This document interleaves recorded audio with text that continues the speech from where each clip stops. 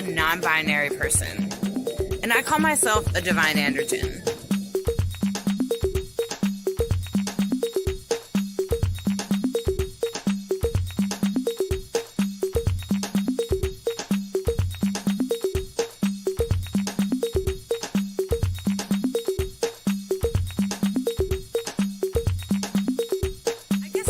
Be like saying that you're a monk or a practitioner of magic or something like that. Maybe it depends on what path you walk.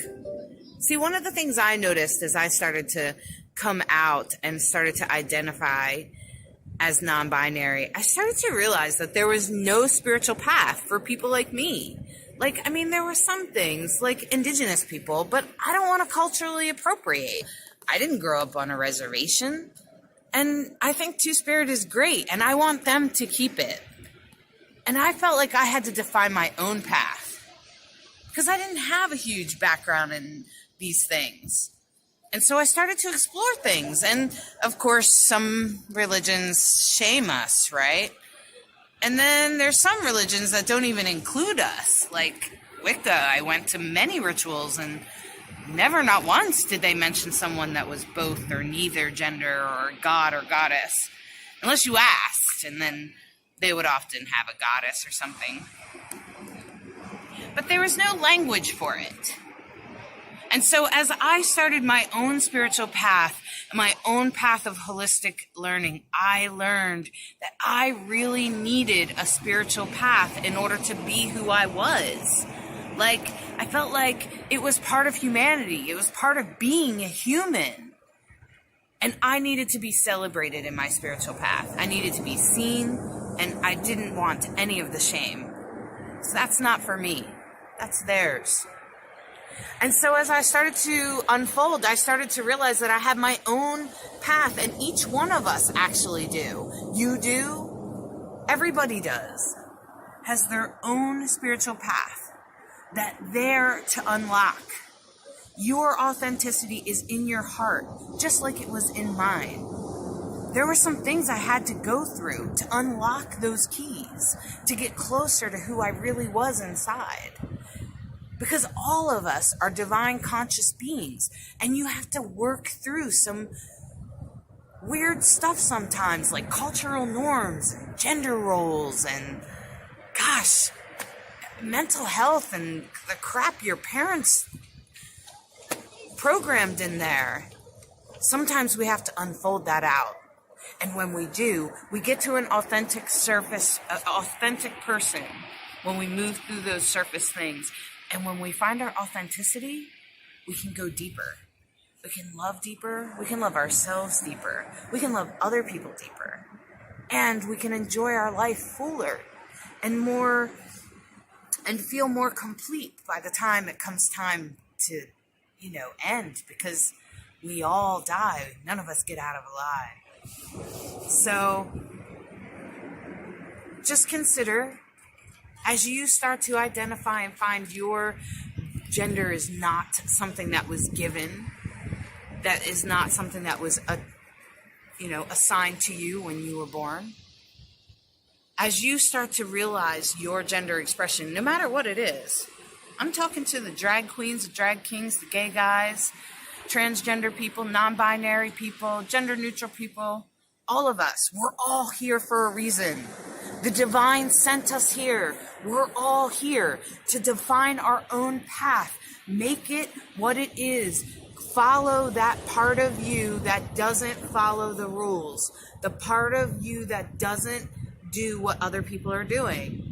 Because that part of you will lead you to the path you need to be on. And you will manifest the beautiful things that the world desperately needs. All of us are where we need you. We need you to step up and bring your most beautiful light to the world. And I hope that that's what this book does. That my book, Divine Androgen, A Sacred Path for Gender Variant People, and this channel will inspire you to find out who you are and open it up to the world and deliver it. As if we were all waiting for it, but we didn't know what we were waiting for exactly. Show us what that is.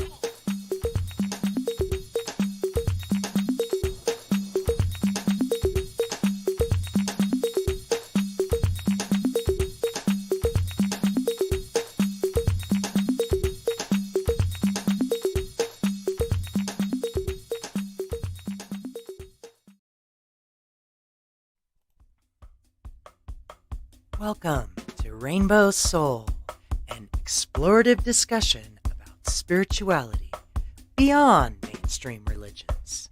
Hollis Taylor, author, psychic, astrologer, and alchemical mage, brings their non-binary perspective together with fellow drag king and trans man Lacrosse Ortiz, a Jewish Taino with spiritual background of exploration that has led him to an atheist perspective.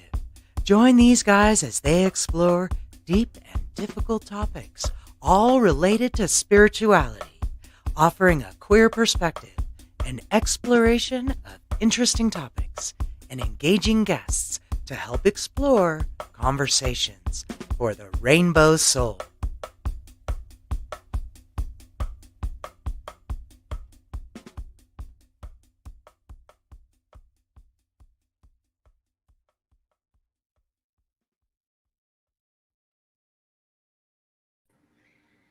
Hey. Hey. Welcome, everyone. Welcome to Rainbow Soul. We're so glad you're here. Hello, Thanks. everybody. Thanks for watching the show. We appreciate you. And so I'm Hollis Taylor, and I'm an unusual person, but I love things like magic and spiritual topics of all kinds, especially those that are a little off the cuff or a little different. And I am the author of Divine Androgen, which is a sacred path for gender variant people. It's just a book to help you learn how I did it, how I live as a non-binary person in a binary world. Help you deal with, basic things and how to set up a path for yourself that is completely your own. So, Lacrosse, why don't you tell us who you are? Okay, my name is Lacrosse Ortiz, also known as Lacrosse de Menendez. I'm a Jewish, Taino, atheist, / jack of all trades, master of none. I take the perspective of there doesn't need to be a divine to walk a spiritual path. It's more about accountability. And a professional student. I like to learn, and I'm constantly learning more and more every day. So that sums me up. Yeah, aren't we all learning? Isn't it such a beautiful path to be alive?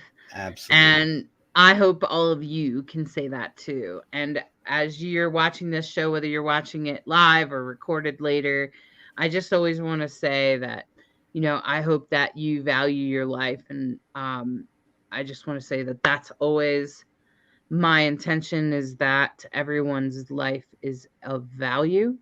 And so I hope that you also value your life, especially as a gender variant person. That's what we're here to tell you about. We're here to show you that there are plenty of gender variant people out there, transgender people, non-binary people, even drag queens, drag kings, all kinds of us, and we all comes in different shapes and sizes and different expressions and different ways of showing ourselves. And that's one of the most beautiful things about Rainbow Soul, is that here we celebrate transgender and non-binary people because we celebrate their sacredness. And what is sacred? I was thinking about this today, like, what is sacred? And sacred is mysterious. Sacred is the part of us where we go, why was I put here? Or why am I alive? And what does my life mean? And, what's the meaning of life? And maybe, mysterious questions like that. That's what sacred is. The sacred is the mystery, the great mystery of not knowing. And so today, I was really excited to find this teacher, okay? Because I personally practice yoga, and have been practicing for at least 10 years, if not more. I'm realizing now it might be closer to 15. Sometimes we lose count.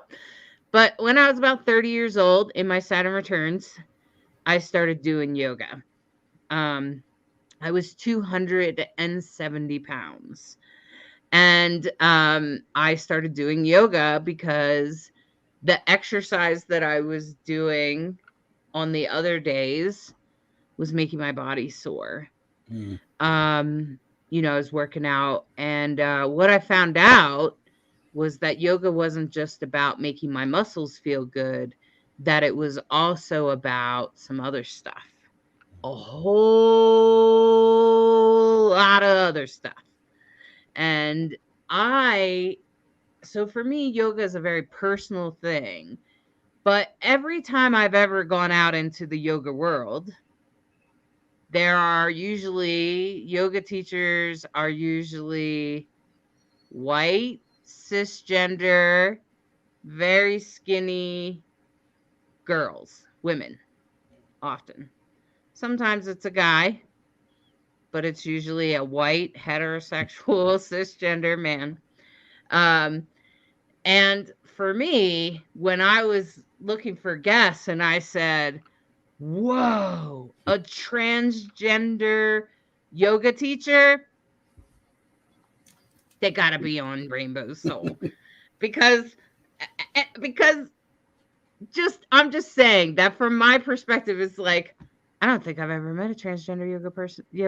I've been to yoga festivals. Right. I have been to yoga events. I have gone to yoga classes. I have hung out at with yoga people, but never, not once, have I ever met a transgender or non-binary. And I can't imagine them not telling me that they are because I'm going around waving the flag, right?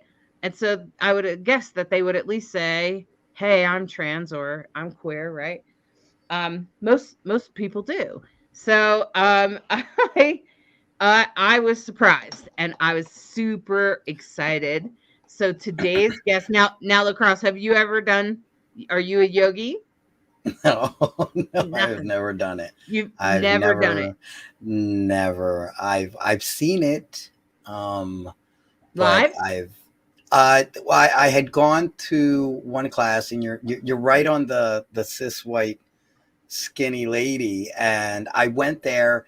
They said, well, you can observe, and I was observing, and and then I'm starting thinking at my age, like I said, I'll do that snack, crackle, and pop. So it deterred me. It deterred because she was doing some things, and I'm just like, I don't know, I could do that, but I mean, as with anything, like I went towards more the Tai Chi uh, route myself, but it was intimidating. Yeah, I'm not gonna lie, it was intimidating, and yeah, no, I couldn't do it. So.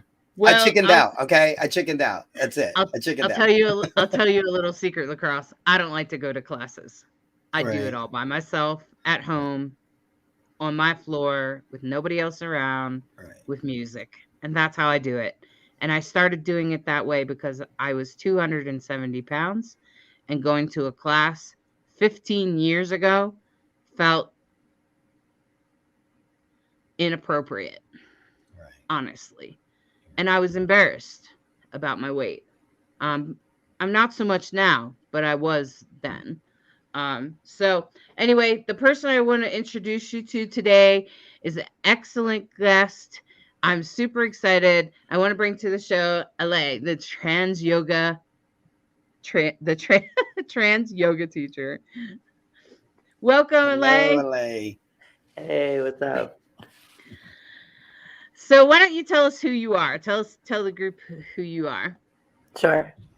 Hey, y'all. My name's Ale. I have my nightshirt in the background. My pronouns are he, him. I'm also known as Trans Yoga Teacher on Instagram and have a little YouTube going and Facebook, and that's my website, transyogateacher.com.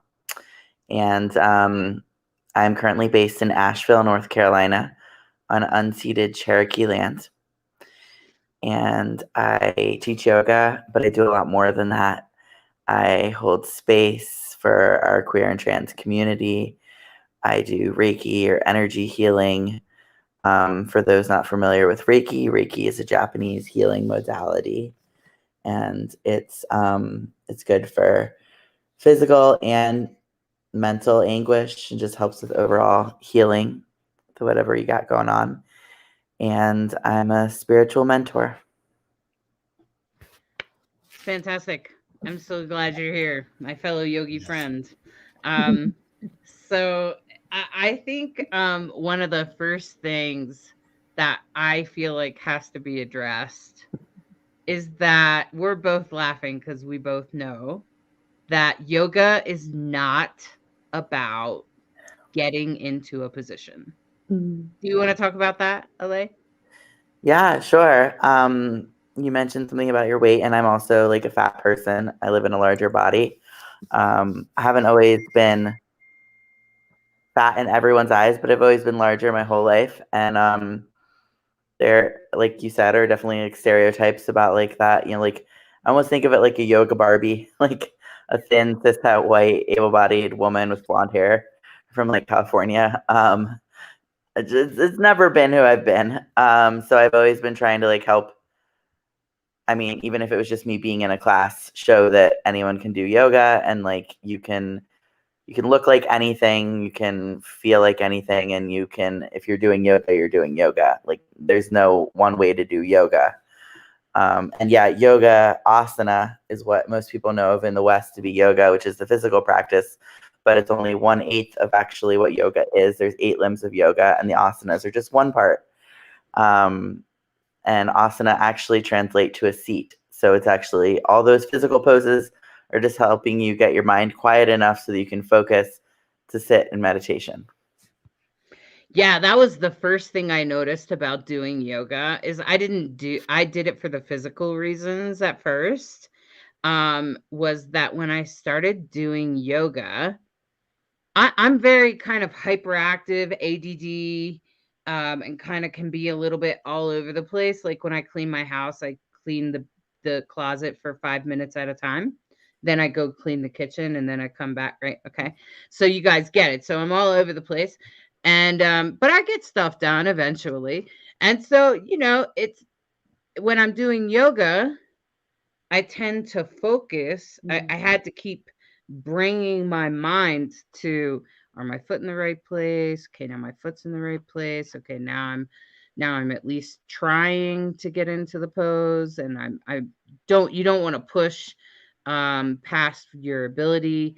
And I never went to yoga classes in the beginning. I didn't do that until I was well into it, years into a daily practice, actually. So anyway, I found that the more I did yoga, the more my mind would come into focus. And that meditation that was impossible before became now suddenly possible, especially at the end. Yeah. Do you meditate at the end of your yoga practice? My yoga practice looks really different these days. But if you mean, do I meditate at the end of an asana sequence? Yes, that's typically how we do it. But my yoga practice can look really different these days. I mean, I don't know if everyone here knows, so I'll just say it, but another limb of yoga is meditation and concentration.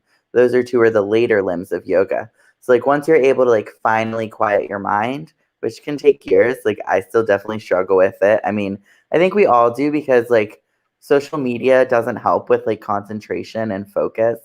Like it's like it's like the devil for that. Like it's like, I mean, yeah, anyways, it's a constant practice. But yeah, so like the 6th and 7th limbs are meditation and concentration. So like they're the more advanced practices. And I think it's the Dalai Lama who says that even he struggles. So he's considered like the highest of Buddhism and yada yada, and even he struggles to keep his mind centered. So I always use that because people tell me that they don't meditate because they can't quiet their mind, and I just laugh because I'm like, okay, that's the whole point. What do you think we're all doing it for? Because none of us can quiet our mind. Yeah. That's why we're doing it. So what do you think, like for you, what did when you started doing yoga, what happened to you? Your mind, your body? First, I was going to comment on what you just said. You said something about basically mind chatter or chittavritti in Sanskrit, which is like some people would translate to like the monkey mind of like, oh, look, lacrosse has that cool background. Oh, but look at that rainbow over there. Oh, there's sparkles over there. Oh, what's in the chat? Oh, nothing, just checking. Oh, comments. Oh, hey. And so, like, I feel like what you said about like being compassionate with yourself when that happens is really important. And like, that's a key part of yoga. Because like in our society, especially for marginalized folks, for queer and trans folks, we're told in a lot of ways we're wrong. So then we can maybe get in these habits of like talking to ourselves in harsh ways, or like not knowing how to be compassionate with ourselves, because society might like not show up always the most like loving, supportive way like we need. Our families, whatever. And so like if you do have mind chatter, which is something I have been struggling with a lot the last like, I was gonna say 2 to 3 days. I'm like, maybe a week, maybe 2. Okay. Like that's okay. And like just noticing it and having that awareness is a huge first step to like eventually quieting it, slowing down. And I think it looks like Sandy Griffin can identify. I have a terrible monkey mind. We get it, Sandy. We all have a monkey mind. And that's even the monks talk about monkey mind, and I think that's kind of like the whole idea, the whole point, really. Because in case you didn't know, your emotions usually stem from a thought. And your emotions are connected to said thought. And thoughts are just that. They're just thoughts. And so we react to our thoughts and we stress ourselves out. It happens a lot. It happens to all of us, the best of us. That's what gets us stressed out. That's what creates trauma response sometimes. Your brain just reacts to the moment. And I think the biggest thing I ever got out of yoga was to learn to pause. Doesn't mean I don't react or deal with the emotion. I just wait. So even earlier today, my power went out. It created a lot of stress because my partner was in the middle of a drum class. I have this going on. And of course, no power, no show. Okay. And so, of course, I'm stressing out. With no internet, I have no way of knowing when it could be back and things like that. And that's a stressful moment. Now, I could react and spaz out, right? But that's not going to get me anywhere, right? It's not going to do anything for me but stress me out. So instead, I paused. Wait, we need more information. We need to go and get signals so that we can get, learn from our power company if it's going to be out the rest of the night, right? So it's about pausing. Have you ever, what is the big thing that you got from yoga? Like, I think the pause is the biggest thing I got. A lot of my journey has been about self-compassion, learning to hold space for myself. I used to be really hard on myself. I still can be sometimes. And so just like learning to be more gentle with myself and like learning to reparent myself in a lot of ways has been a journey I've been on the last, say, 5 years. I'm in my early 30s now. And I think that, I wouldn't be out as queer or trans if I didn't have yoga. Like I wouldn't have had the ability to see that or like connect with myself and like hold space for myself because it felt really scary. Yeah, it can be a really scary experience for sure. I came from a lot of trauma, and in my book, I talk about crying on my mat, and re-parenting myself as well. I definitely spent the exact time of my life in my early 30s doing that. It was really hard because I would hear not only my critical voice that a lot of us seem to have, but also like my mom's voice and my father's voice and the guy down the street's voice and my boss's voice. And after some time, you can really beat yourself up. And yeah, I would agree with you that I learned compassion too. For sure. Thanks for that reflection. I definitely learned how to be compassionate with myself and to allow myself to just cry, even if I didn't know why. That's hard. I'm on T and I was like earlier today, I was like, I need to cry. I was like, I can't cry. Oh man. That's an interesting experience. I've heard transgender people talk about. Lacrosse, have you had that experience? Yeah. There's I don't know what it is when I was on it. It's like I knew I felt like I wanted to, or I should, but it's like it would get like stuck here, and then it's like nothing. It's like there was a barrier, and I wouldn't allow myself. Like it would really take a long time for me to actually get there. Yeah. To actually just, okay, I'm going to cry. It's okay. It's safe. You can do this, but I don't know what happens, and with the tea, it did. Well, I'm not on tea anymore because I had to get off of it because of heart condition. But it took me a lot of breaking down some type of barriers that I would have so that I would be able to finally say, okay, I can cry.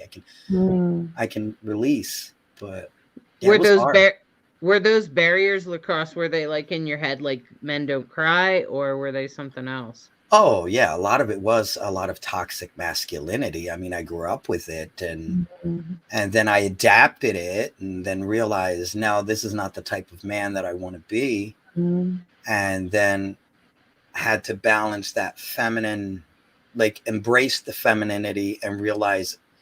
And it's not even so much femininity, because crying has nothing to do with your gender or masculine or feminine or anything like that. Crying is just saying, okay, I'm safe and I can release this. But you grow up thinking, don't cry, And with growing up, even though I wasn't transitioned at the time, whether you were male or female, my dad said, you don't cry. You suck it up and you hold it in, and it took a lot of discipline in the sense of loving. I don't know how to say discipline. I don't want to say it's discipline, but I guess it goes back to that compassion, having that compassion for yourself and saying you have the right to do this, and it's okay, and it's safe, and it's all right. Yeah. Yeah, I think we've all been exposed to toxic masculinity, eh? Alle, do you struggle in a similar fashion? This is something I've been thinking about a lot lately. Even again today, I was like, I want to do a toxic masculinity workshop with someone. I think a lot of trans folks and trans masc in particular, folks have a lot of work to do around this. And I don't mean to like project, but I mean just like, obviously, like we're still raised in a patriarchy, like regardless of like whatever your upbringing or who you are or your genitals or anything. We live in a patriarchal society. Shit's gonna affect us. Like toxic masculinity is like all around us. It's like supported by our society, and so like it's part of all of us to different extents. And it's like how to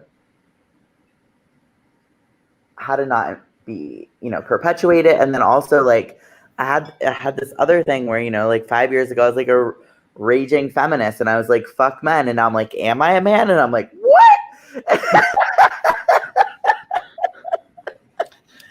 Yeah. I actually have the exact same experience. I'm a raging feminist. I have the tattoo on my arm to prove it. I was born that way. My mother was a feminist, even though I don't care for her that much. But I'm still a feminist, okay? Like I think even you are, Lacrosse. Yeah, I am definitely. but I was a really strong feminist, and when I started doing drag, and I passed pretty well in drag, and people would refer to me as he, and I looked like a guy, so I could even walk down a public street, and people would be like, "Hey," they would treat me like a man, as long as I didn't talk. Yeah. And yeah, and then I did contemplate tea for many, many years, and went on it for about 6 months to a year. It was about 8 months.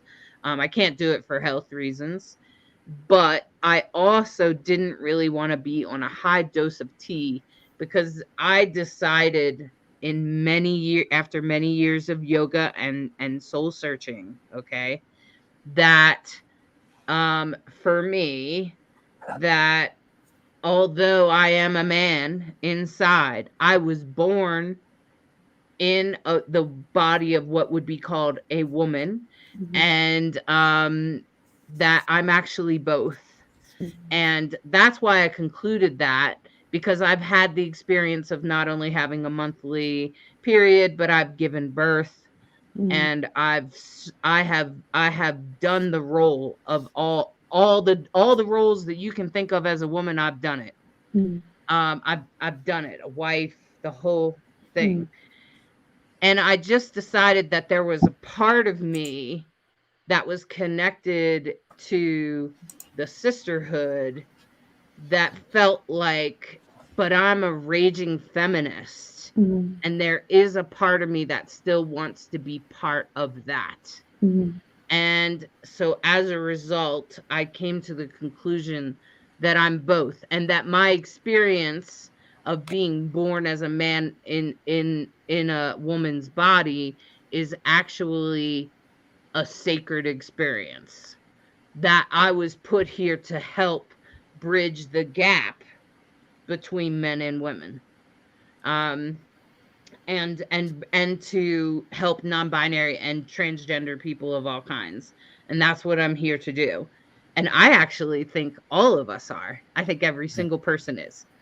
I want to make a point on the toxic masculinity and Go for it. being trans. I think we all, when we first get on the T, we all go through I call it the teenage years, the idiot stage, the asshole stage. You're like, and because we're so conditioned to think this is the way a man is. And I remember when my father passed away, it broke my heart, because I thought, who's going to teach me how to be a man? But then I have these wonderful sons that I didn't raise with toxic masculinity. And I'm like, well, I don't need somebody to teach me how to be a man. I raised 3 of them who are just the most like feminist and like cool guys. But where I'm leading to is that us as trans men, I feel that there is a responsibility, but we get so caught up in the T, in the sense that we allow the T to control us, and we don't control the T. And the hormones start going, and we don't start really thinking, and we it's so easy to fall into that toxic masculinity because it's so accepted.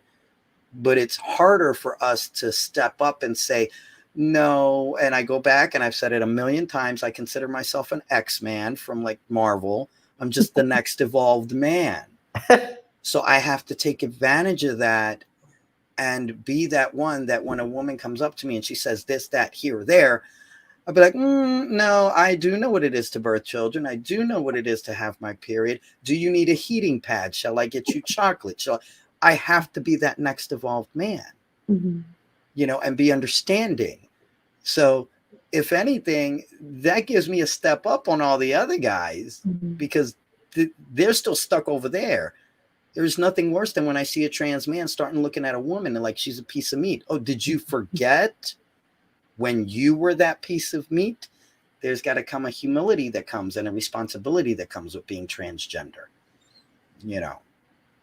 I'm off my soapbox. I'm just going to say, I love that soapbox. I think when I started contemplating being a man, that's exactly what I thought to myself. Was, if I'm going to be a man, it can't be a toxic one. It's got to be the kind of man that a feminist would be like, fucking A. Good job. Right? So maybe LA, that's how it works for you too. I Yeah. I hope that you find, I don't know how long you've been on tea, but I know it's a hell of a journey. It's a journey. Yeah. And yeah, and I've just been watching myself and like trying to have compassion with myself when I do veer anyway. Like if I'm like, oh, that's not how I want to be, just like come back to center and just like watch it and just notice. And it's a practice. And it's like, and we come back and like where do our values lie? Like what do we value? And like who models who we do want to be? And like if that doesn't exist, like Lacrosse said, be it, do it, find it, explore it.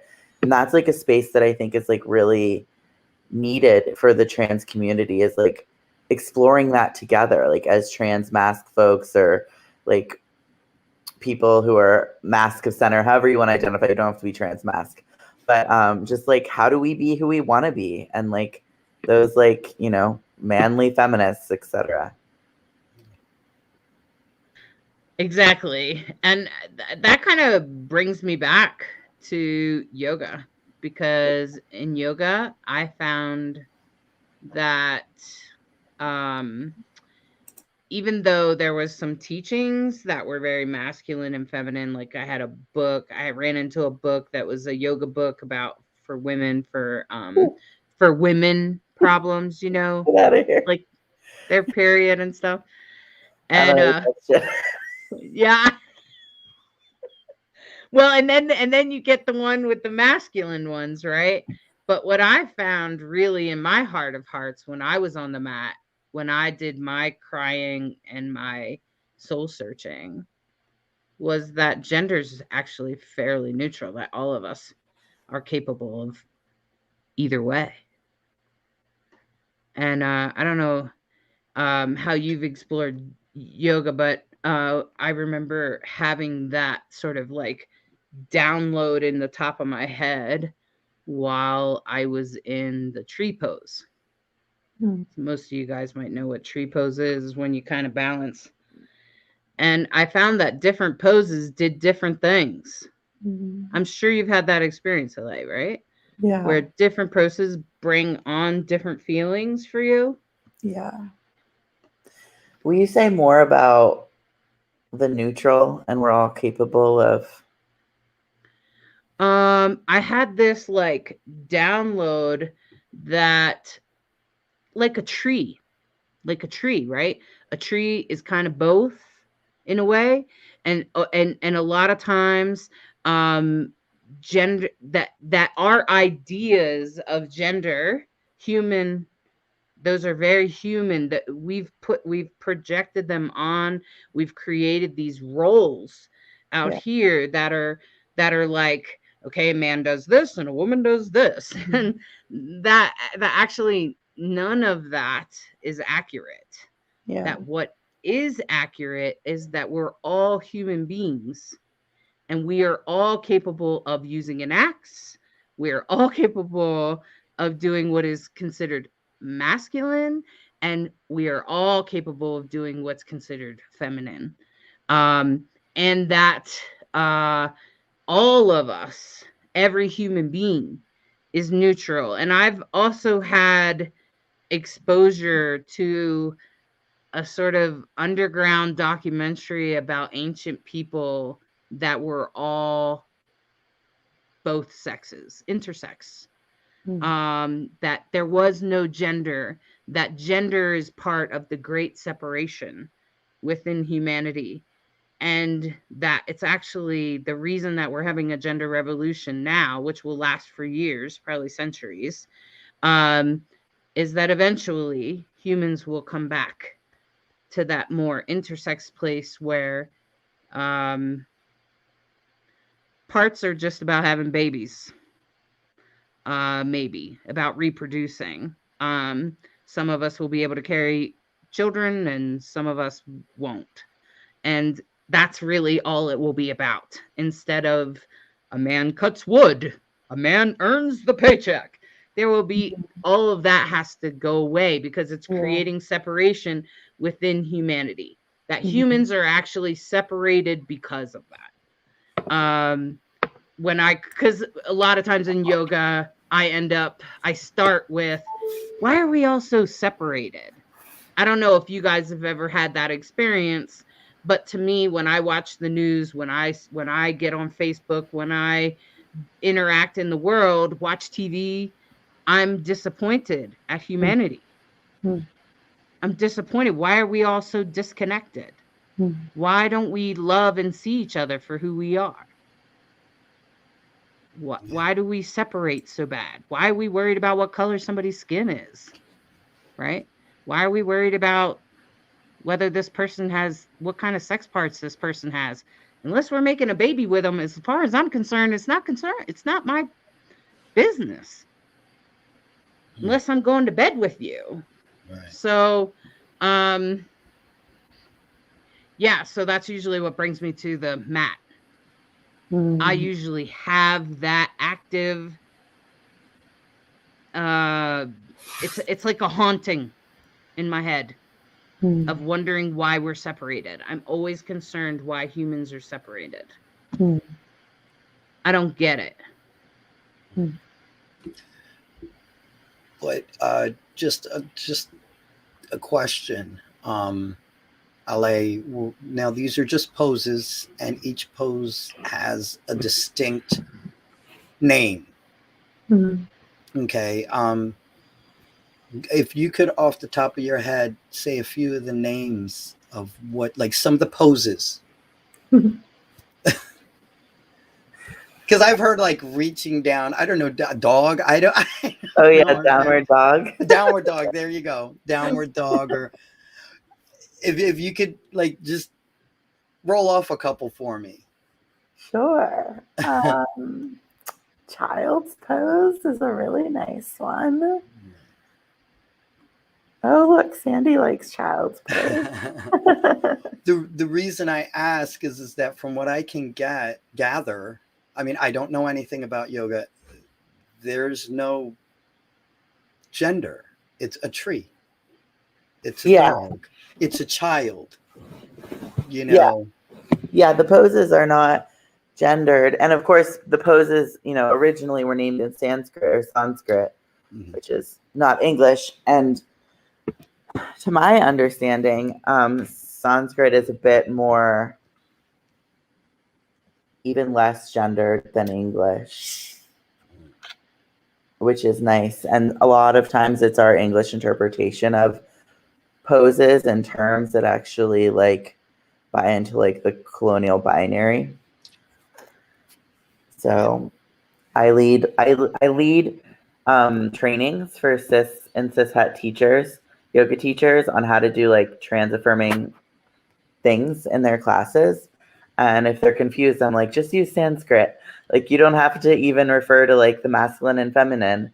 If you don't want to isolate or make a non-binary person feel out of their body, you can just, talk about the Ida and Pingala channels instead of going into this binary. So that's been a really neat journey for me, talking with folks about how to get back to the roots of yoga while simultaneously being trans inclusive. Yeah. So do you have any certain poses that you do for certain things? I would use child's pose for anxiety. I use tree pose for focus. Do you have any other suggestions like that? Something had just come to mind.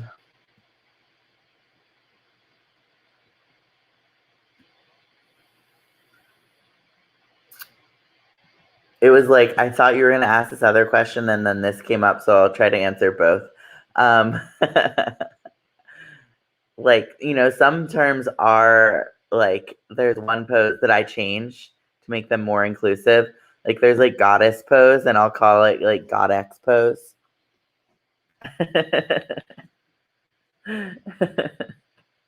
Yeah, that's badass.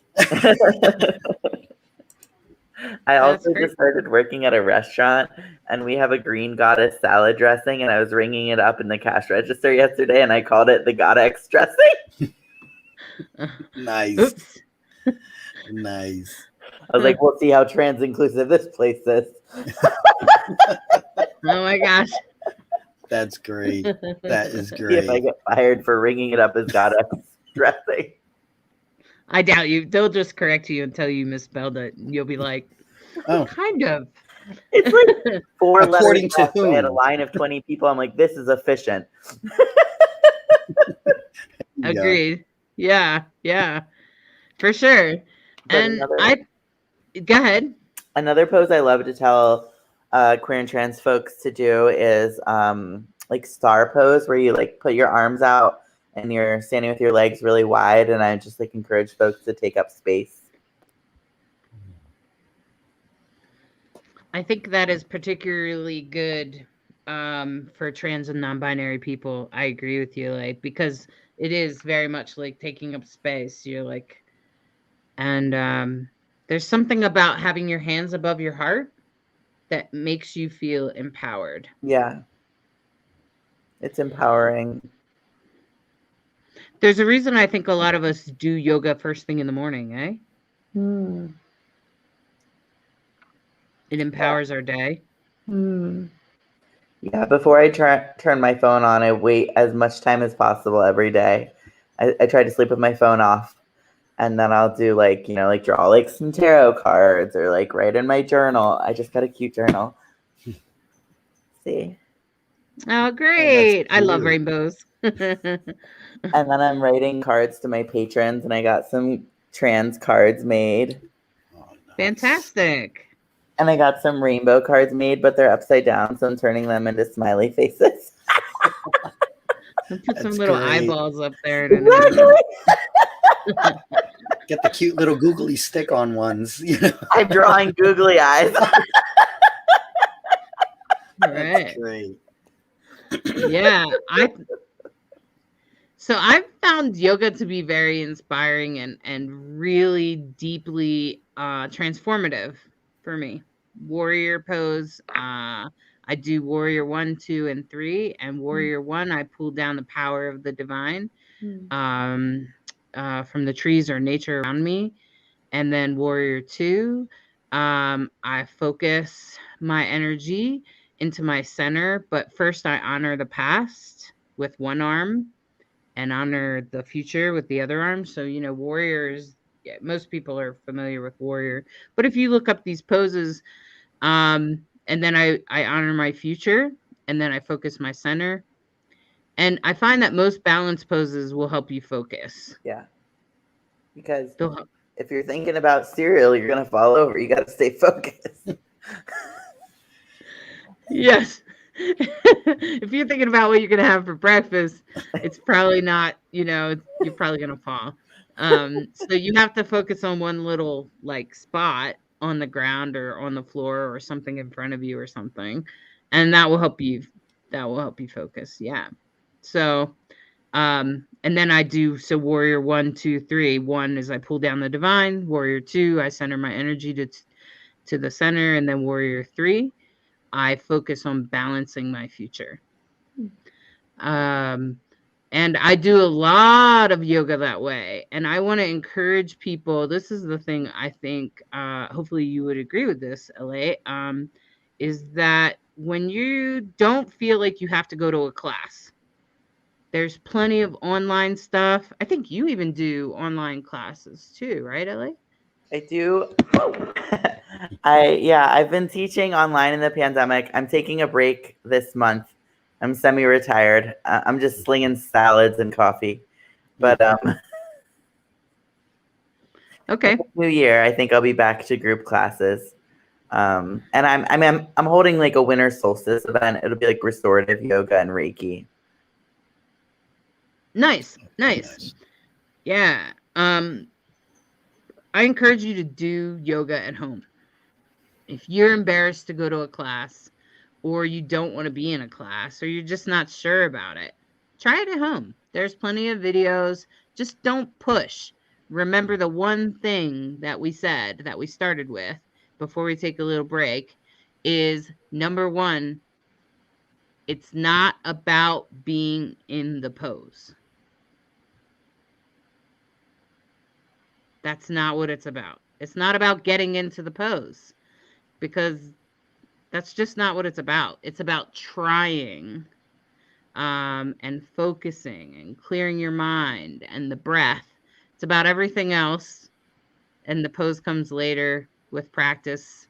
What you'll eventually learn is if you do the pose every single day, eventually your muscles get used to doing it. And the next thing you know, you're doing poses that you thought were impossible. Right? Is that how it went for you, Ale? Yeah, definitely. I'm thinking about this morning. I'm like, yeah, I did yoga online with one of my teachers on Zoom, and yeah, threw myself up into headstand, and I was surprised. You did a headstand? Yeah, I was excited. I was like, hey, we got it. Yeah, I still haven't done a headstand. I've always felt like I was too much of a chunky monkey for that. So, but I do the rainbow bridge, the back bend, which feels pretty impressive to me when I am able to do it. Yeah. But it took me a long time to build up to that. It took me weeks, months. It took me a long time.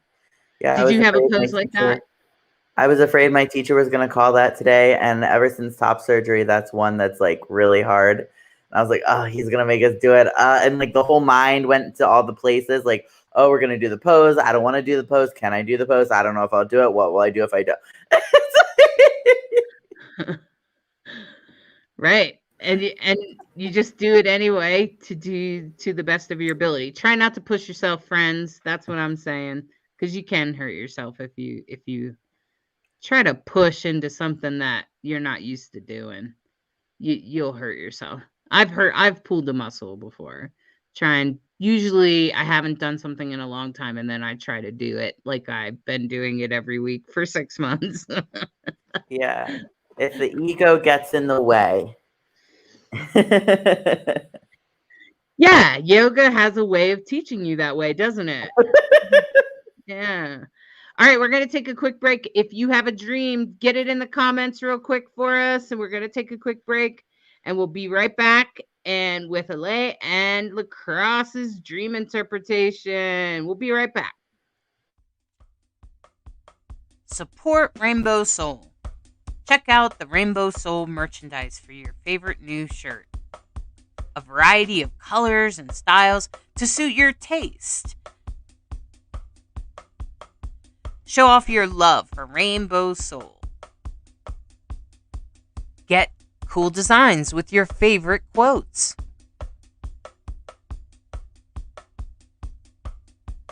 Designs come in a variety of colors so that you can express your most authentic self. Support Rainbow Soul in spreading the word that queer, gender variant, intersex, transgender is sacred. Rainbow Soul, putting the soul back into queer. Order your unique Rainbow Soul merchandise at rainbowsoul.show.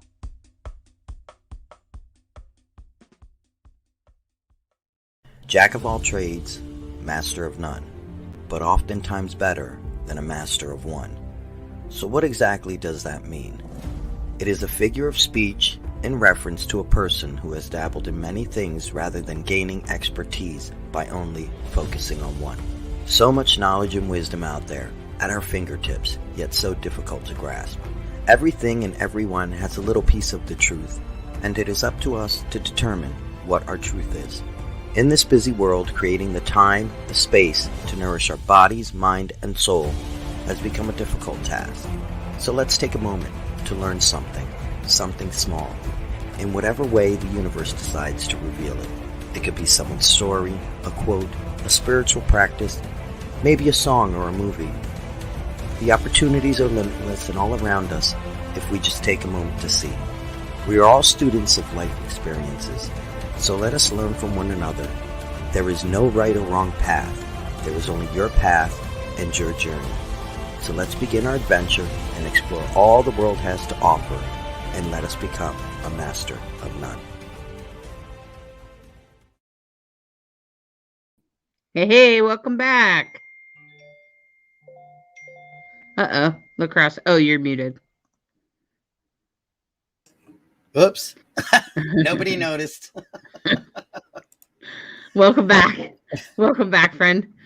So I don't see anybody with any dream things. But I wanted to say that one thing that we could talk about real quick related to dreams, Lacrosse. I was thinking about you I think it was today, and someone posted that they kept having a dream that brings up the same emotions. And I thought of you. I was like, Lacrosse could explain why that's happening. So a person keeps having a different dream, different circumstances and stuff, but it brings up the same fear factor and the same or what feels the same or similar, like fear and apprehension. I think it's exactly what it is. It's the same. They're dealing with the same emotion because they're not dealing with the same emotion. So when you suppress it, it has to come out. Whatever's in you has to come out. Whatever emotions, whatever feelings, they have to come out. They can come out sideways on a bad day, or they come out in a dream. And when it comes out in dreams, it's because they're not processing it when they're waking, when they're awake. So that's usually what happens, you know. Yeah, that's what I was pretty much thinking, but I was like, wish Lacrosse was in this group so he could tell this poor person. Say, just come on. If it's the same feeling, what are you afraid of? What are you afraid of? And just narrow. It's process of elimination, because that's really what dreams are. The process of elimination, you know. So Yeah, I think dreams just help us process our emotions, eh? mm-hmm. Yeah. So fantastic. Well, thanks, Lacrosse. I'm sorry no one had a dream that. Oh, Jamie had a dream. Okay. There we go. Let's see what they say.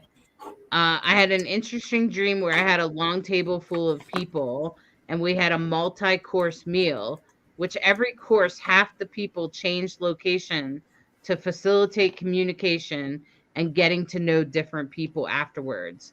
We fed a bunch of goats and chickens. Okay, let me run through this. Okay, well, long table, usually tables represent knowledge. Sometimes it represents what's food? Knowledge. Food is experiences. And so since it's a multi-course meal, then these are different experiences and different versions of knowledge. Okay. Which every course have people change location to facilitate communication. Well, that makes sense. I mean, you can't when you're dealing with like knowledge, you're not going to sit here and have this thing and just give it to just everybody. You know, you have to change. You have to decide who you can give it to, who you can't give it to. Some people are receptive, some people are not, you know, and that, you know, that sadly is a way of life. Afterward, we fed a bunch of goats and chickens. That I find that funny. It's like whatever was left over, you just give it to whoever, you know. Goats and chickens, they're farm animals. They also are, they eat just about anything. So I guess that's pretty much a multitude of people that you could give it to, that they'll just eat anything. So that's kind of what I get from that. So I get a lot of knowledge and experience being shared, and choosing where and who you want to do it with, and then with whatever's left over, you share that with just anyone. So, yeah. So thank you for that dream. Well said. I think that's really good. I didn't know that about tables being representing knowledge. And I was thinking about feeding goats and chickens. That's exactly what I was thinking when you said they eat just about anything. I was like, I think most people give their table scraps to them. Yeah. Yeah. So anyway, I think that's really great. Great job. And Jamie, what an interesting dream. Thanks for sharing it with us. Thanks for being willing. And you know, as we start to come to the end of our show, I want to first of all recognize Jamie said I try some chair yoga. Yes, Jamie.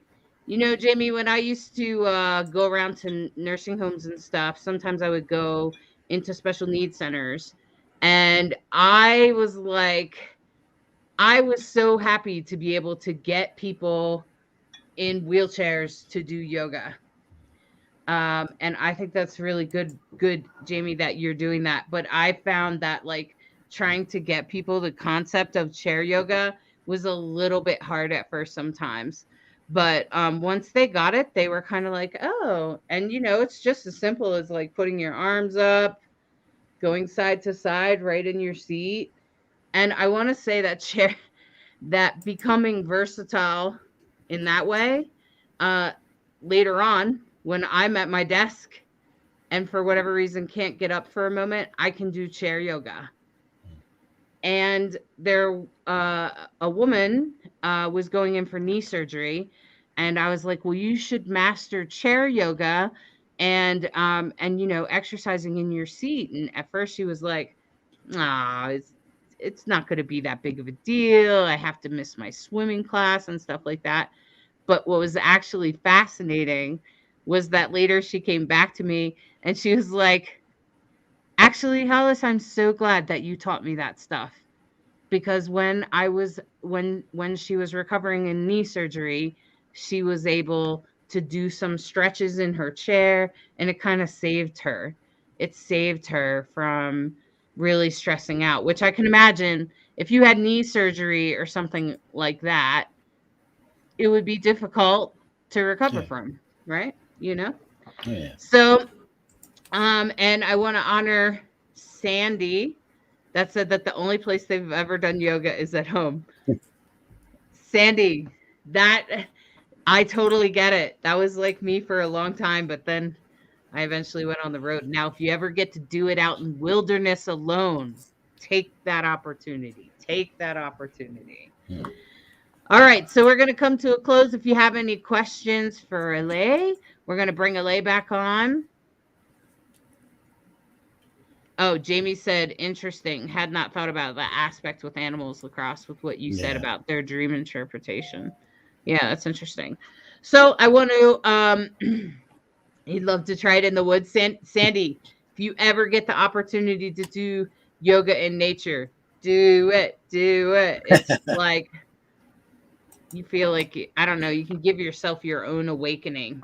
Like you can have your own spiritual existence, your own spiritual like awakening or whatever right in the middle of the forest, or in any, doesn't have to be a forest. It could be on a beach, or it could be, in the desert or something. So yeah.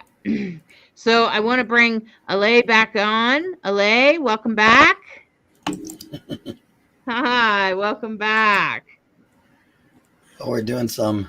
Oh, I'm sorry. I didn't see you had your cups on, but I guess it doesn't matter. And I just got these yesterday. I'm so excited about that. Yeah, tell us what they are. Well, if y'all haven't heard of cupping, this is cupping. They have a little bit of oil on them, and then you just grab your skin. And I have TMJ, and so I bought them, and I was like, I can use them to help release my jaw. So you can drag them across your skin. It feels so good. A lot of times, if you go to like acupuncture, they'll use them. Oh, neat. That is so neat.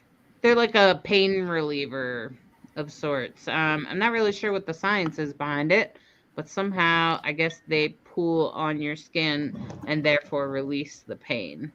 It helps with blood flow and the fascia, like between the muscles. Nice. Highly recommend. I have definitely seen them. I've seen them around. I've seen it for other people. I'm just not sure I want it. But I've seen other people get it. I've seen fire cupping done. Yeah. Yeah, fire cupping. And that was What's fire cupping across? They would hit they would actually put fire on like a little alcohol swab and then go on the inside and put it on their backs or whatever, and it kind of pulls up and it's supposed to like remove toxins, things like that. Mhm. So Yeah, they do. They do leave marks. I didn't realize this was going to be a video podcast or that it was going to be live. And I did one on my face earlier. Was it on this side? And it was like kind of bright, and I was kind of stressed, but I think it went away. Oh no. Well, Jamie, because Jamie asked, will they leave marks on the skin? And do you see anything here? A little bit. You have to look really close. Yeah. Yeah, it's a little bit right here when you Yeah. look really close. Yeah. yeah, I think they go away though, Jamie. I think they go away. Like Yeah. they might be there for like the first day or something. Yeah. But then they go away. So just a FYI. And you know, everybody's different. So if we have anything else that we want to bring the community about yoga, about the transfer, I feel like yoga has the ability to transform who you are. Mhm. I don't know if you have anything to say about that, Alle. Yeah. I mean, just like period. yeah, I feel like it transformed me, especially during a time when I was into drag. I just started doing yoga, and a couple years later, I started doing drag and started questioning my gender identity. I knew I was, of course, attracted to women, but I didn't fully understand how my gender identity was. And I think drag certainly helped me experiment with that. In fact, yoga kind of, during my yoga session, I would get downloads about what I was supposed to do in drag. Yeah. And because lacrosse and I can share on that, definitely your performance on stage brings a message to the crowd. absolutely. You're bringing a message to the crowd. And I did MC Yogi. I happen to like MC Yogi. I like to listen to MC Yogi when I'm doing yoga. I find his stories to be helpful in my mind chatter. And I did a song called Give Love. And I did the whole drag thing as a yogi. MC Yogi. With dreadlock. I bought dreadlocks, a dreadlock wig, and I dressed like a yogi. I wore cotton clothes, and I had big old beads. And I went around and did yoga poses as part of my dance. Yeah. And I went around and did Give Love, and I had the whole crowd doing this motion. Give love, give love. Okay. And it changed the entire show. It changed the show from this more like aggressive feel. There was some drama that happened before it, with some drag queen got mad or something because somebody did something inappropriate. You know, it happens all the time in drag. Yeah. Because people are drinking. Yeah. And then I did Give Love. And after that, I remember drag grandma Whitley was like, thank God, because there was drama, there was drama going on, and nobody wants that at their show. It's not good for the show. And I think Lacrosse would agree that whatever you do in a show, the people that are at the show, they learn from it. They take something from it. And some of those people have never done yoga, never been to a yoga class, never even seen somebody do yoga. So for me to do like tree pose and stuff like that in my dance, and then to send love to the group was special. And I did it around Valentine's Day, and I went around dancing around, throwing Valentine's cards at everybody that said Izzy loves you. It said Izzy loves you. Did you ever tell MC Yogi you did this? No. I feel like you should DM him and be like, bruh, by the way, I did drag to your song. Maybe. Yeah, maybe. He might I, reply. That might be the first time he's heard that. maybe. I will say that I'm not allowed to do that drag performer anymore Mm. because he had dreads. He had Yeah. dreadlocks, Hmm. and dreadlocks are now cultural appropriation. So when I started traveling around, Boston was like, we can't have you until you don't do that anymore. Mm. And I was like, oh, I have to get rid of my hippie. Um, so I did typical hippie white cisgender guy. So, but that's drag, and drag is transformative. But I got the download to do that song in my practice, and yoga transformed me. It took me from hating myself to from cutting suicidal thoughts, 270 pounds. I would eat my way through just about anything, emotional eating. I've had some serious, I still do have some issues with emotional eating, but it helped transform that experience of where I was in my late 20s. And when I was 30, I started doing yoga, and now I'm 46 years old. And now I'm going through a different thing, but I'm doing definitely a coming of age thing. But health, heart problems and things like that. So now I'm having to deal with yoga in a different way, and it's definitely a transformational experience. If you start doing yoga, hold on, because you are in for a ride. Yeah. It's going to take you somewhere you didn't know you wanted to go. Yeah. I think that if I could type in the chat, I would like capitalize the trans and transformation. Yeah, it's very transformational. And if you focus on Sandy Griffith says, I think they're fibbing. I don't think they're 40 something. Sandy, I'm 46. I really am. And it's yoga. It's completely changed the way I thought, the way I seen the world, the way I walked in the world, the way I carried my body, the way I seen my body, the way I experienced being in my body, and I even became more present. So whatever you might be looking whatever you might be looking at, my friends, yoga is a special, special calling. Alle, do you have anything else you want to offer the group before we finish up here? I want to say something about kind of what you said about your body and weight, and like it doesn't matter what you weigh. Like your worth is not determined by your weight or the shape or size of your body. Like you're valid no matter what you look like, no matter what you weigh, no matter how you cope with stress. Emotional eating has its place.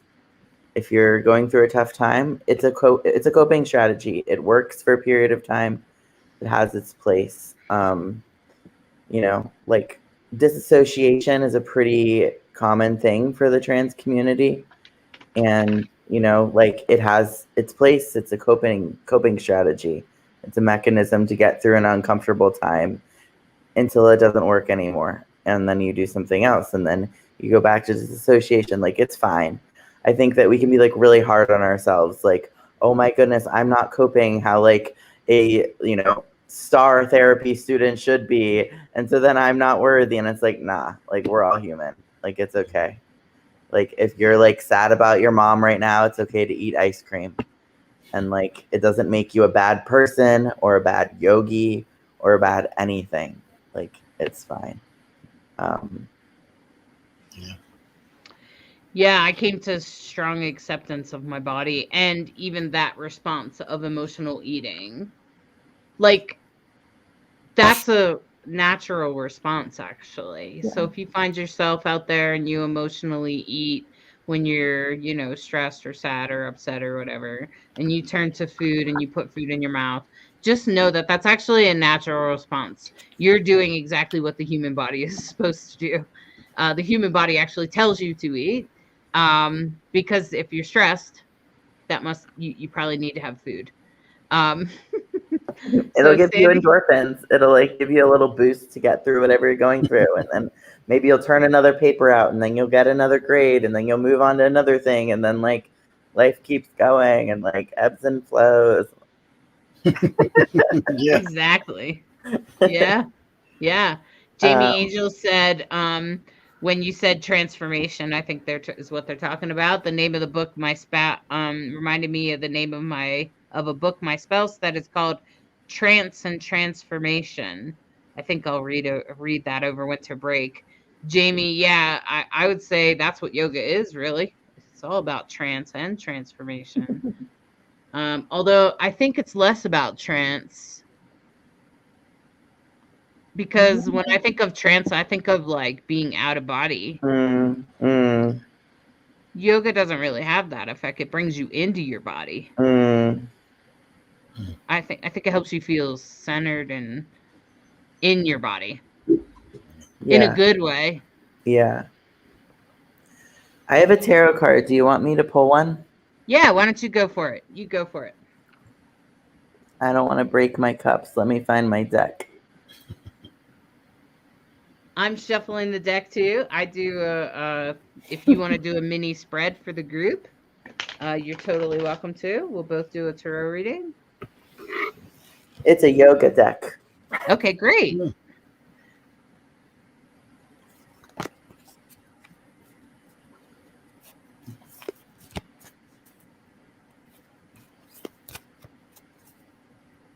This is for whoever consents to receive.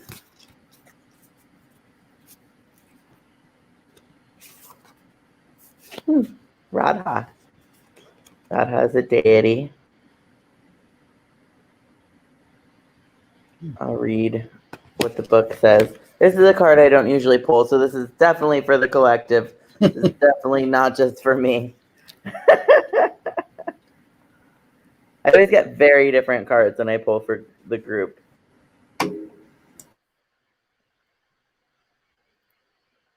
Radha 103.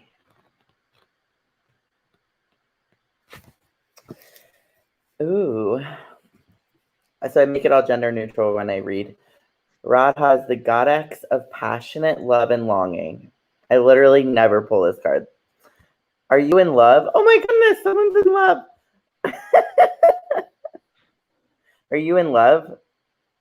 You very well may be soon. Radha is the goddess of euphoric bliss and deep surrender when you gaze into the eyes of your lover. I don't know if I've ever pulled this card. They are the passionate lover of Krishna. It says she, but who gave up everything to be in his arms. Radha represents the desire to merge with your beloved and lose yourself in the utter ecstasy that is love. If you aren't already in love, it's well on its way and already occurring all around you. Allow yourself to lose yourself in the divine dance of romance, for love is just you experiencing your own soul in another body. Beautiful. Beautiful. Being in love's a beautiful thing.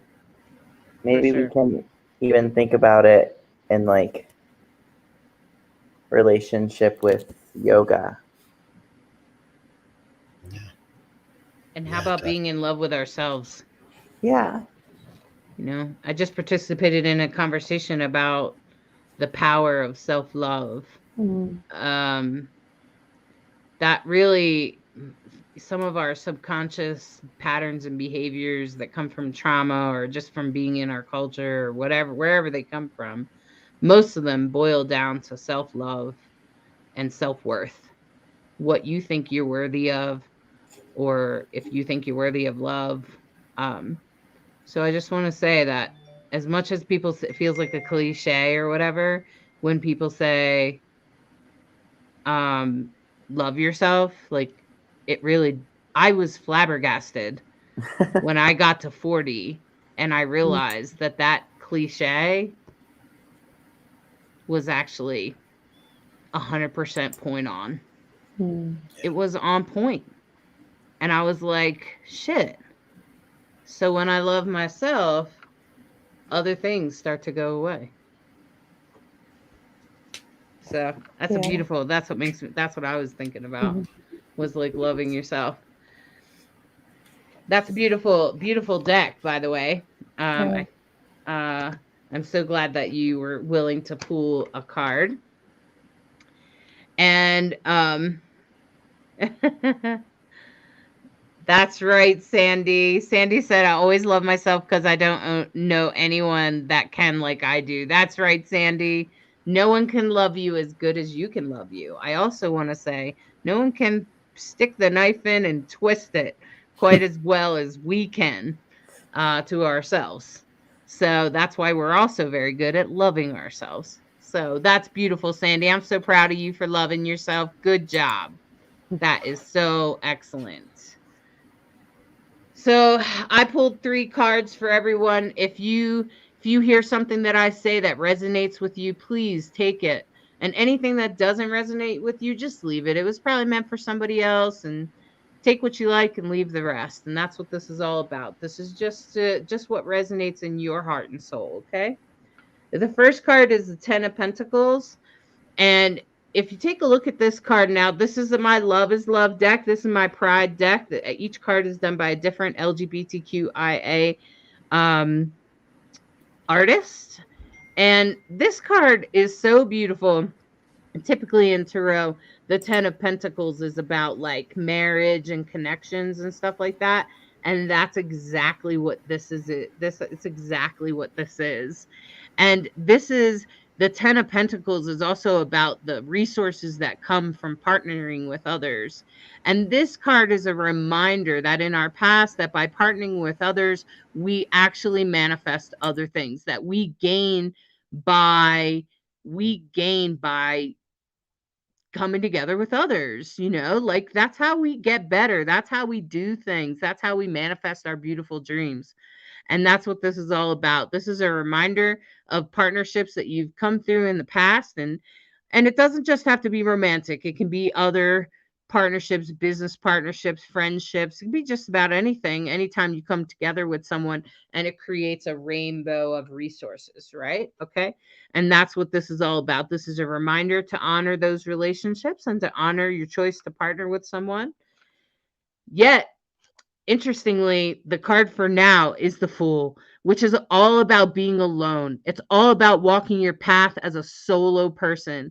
And guess what this card is all about? It's about saying, good job. You're on the right path. You're doing the right thing. You're on it. You're on point. It's okay to be alone. And that's what this card, it's okay to walk your path alone. And you are never really alone. That's what this card is also reminding us of. It's also reminding that we're never really actually alone. See the dog? The dog is a companion to this person, right? This person is certainly on their journey alone, but they have this little companion. And that the dog is actually just a reminder that all of us have guides, ancestors, and mentors available around us, and all kinds of people at our fingertips that could help you. And that's what this is a reminder of, that you're not actually alone, that even if you feel alone, you're not. So that's what this card is. It's a reminder that it's okay to walk your path alone, but always know that the support system is just right there. You're holding on to it. It's on a little string connected to you. And the future holds this, which is, I find it interesting that all 3 cards are definitely about partnership and togetherness. And this particular card has 3 drag queens. You can see that they're definitely celebrating their resources with all those pentacles, and their the universe is meant to be that it's a universal blessing to all, that actually coming together. So if you're walking alone and you're wondering, do I want to partner with this other group? Do I want to do that? Especially if you're thinking about something that happened in the past that maybe didn't work out too great, or did and you miss it, or whatever it is, that it's a good idea, because this is a resource that's going to go out into the universe. This is blessings. This is This is like something that you're going to bring to the world, that the whole world is going to be impressed with it. And that's what this is all about. So this is all about the bringing forth who we are to the world, especially with a group. And that's why we got the drag queens going on here, beautiful drag queens and their universe plants. So remember, any relationships you had in the past were a choice, and they brought mutual resources, and that it's okay right now to walk on your own if you need to, but you're never really alone. You can always reach out, and people will support you, and people will walk part of the path with you or help you decide which way on the path you want to go. And remember that partnering with others in the future is a good idea. It's a good idea. That's what this is about. This is telling you, if you're like not sure, you're on the fence, or you're kind of like, maybe I will. Do you think I'll actually benefit from that? If you're asking that question, this is saying yes, yes, yes. And so tonight I want to thank Alle and Lacrosse. Thank you both for being on the show tonight. Thank you, Alle, for being our guest. We appreciate thank you. Thank you so much for bringing your wonderful, calm energy to the show and being able and just being available to the community so the community can see that there are yoga teachers that aren't skinny white girls. My pleasure. And I'd love to have anyone and everyone for my winter solstice event on the 22nd of this month. It's going to be at 8 p.m. Eastern, so same time as this. It's a Wednesday night, so if you're not a Christmas person, you can celebrate the return of the light, and I'm trying to focus on the light that we always have within ourselves. Absolutely. Yes, that's such a beautiful thing. Yeah, and that will be right after Yule then on the 22nd. And I think you had all that information on your website. Yeah, it's on my website, and I also am just launching a spiritual mentorship program. It's going to be a 6-month deep dive for folks to kind of get held in community. We'll meet one-on-one weekly and also do group monthly events where I'll help folks build their own yoga practice. And, it'll go beyond the physical form of yoga that so many think of it as, so that folks who are maybe just coming into their gender journey or who are well established in their trans identity but like want to connect with like their own divinity can come and reach out. I'm doing free calls all month to chat with folks and see if we're a good match. Well, I encourage you to post that in the Rainbow Soul Facebook group. I know you have some images and maybe some more information about any of these things that you have going on. I suggest that you post it, and you're welcome to. And I want to thank you again. Thank you for being here, and thank you for being you. Thank you for following your light, because we need more people like you in the world. Thank you for having me here. And I'm not too active on Facebook, but the best way to find me is on Instagram at Trans Yoga Teacher. So fantastic. Everything's already there. Great. And thank you, Lacrosse. Thank you so much for being co-host with me today. And I appreciate you both. And I appreciate all of our viewers. Thank you, Sandy and Jamie. And I think Eric was here. And everybody that's watching. Bright Hawk is watching. Eric Harrison, yeah, he was here. And I just want to say thank you to all of our viewers, even the ones that don't comment. I want to say thank you. Thank you for sharing. Thank you for following. Thank you for spreading the word and letting your friends know about Rainbow Soul. We offer you good night and have a great week. And we'll see you next week.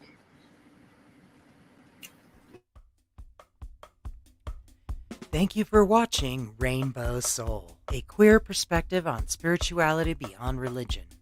We appreciate you sharing the show on your timeline, follow us on social media of your choice, and join our Facebook group, Rainbow Soul. We want to hear from you. Share your topic ideas for Hollis and Lacrosse. Explore upcoming shows and interesting guests. The Rainbow Soul Facebook group, where we build community of questioning seekers. Rainbow Soul, where spirituality is our medicine.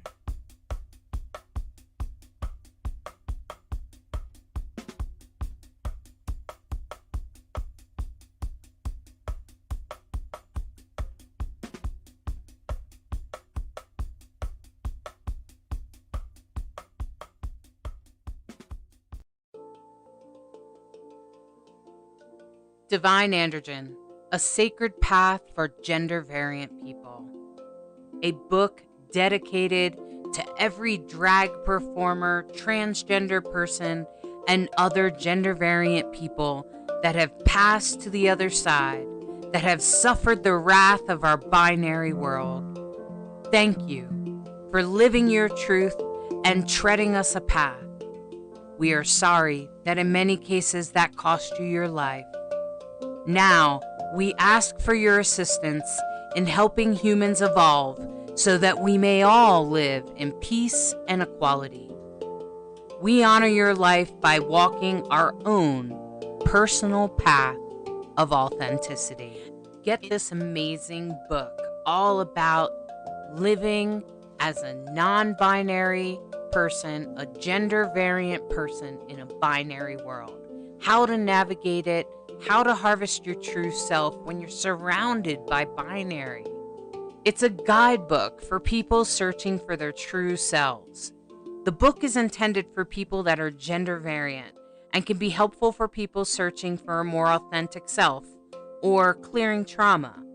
This book is about treading your own path. It includes my story in the beginning, all about how I figured out how I express gender, and now how it comes out for me, how I discovered it, and how I dealt in the world as a response to that. And it also details out the ways that I unfolded myself in a way that helped me live in a binary world, even though I was non-binary. There are steps in here to help you define your own path. Hollis uses the word divine androgen. It's like a label to define someone that defines their own authentic path, regardless of their gender expression, in a way to say that it is sacred to be non-binary, to be transgender, to be queer. It is sacred. Not religious. No. We're talking about more of a spiritual, conscious awareness of ourselves and our path on authenticity. This book is about defining your path of authenticity, as authentic and unique as that is for you. You can also order the book at divineandrogen.com. Support Rainbow Soul. Check out the Rainbow Soul merchandise for your favorite new shirt. A variety of colors and styles to suit your taste. Show off your love for Rainbow Soul. Get cool designs with your favorite quotes.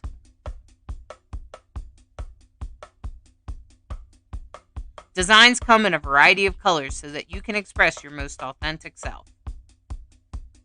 Support Rainbow Soul in spreading the word that queer, gender variant, intersex, transgender is sacred. Rainbow Soul, putting the soul back into queer. Order your unique Rainbow Soul merchandise at rainbowsoul.show.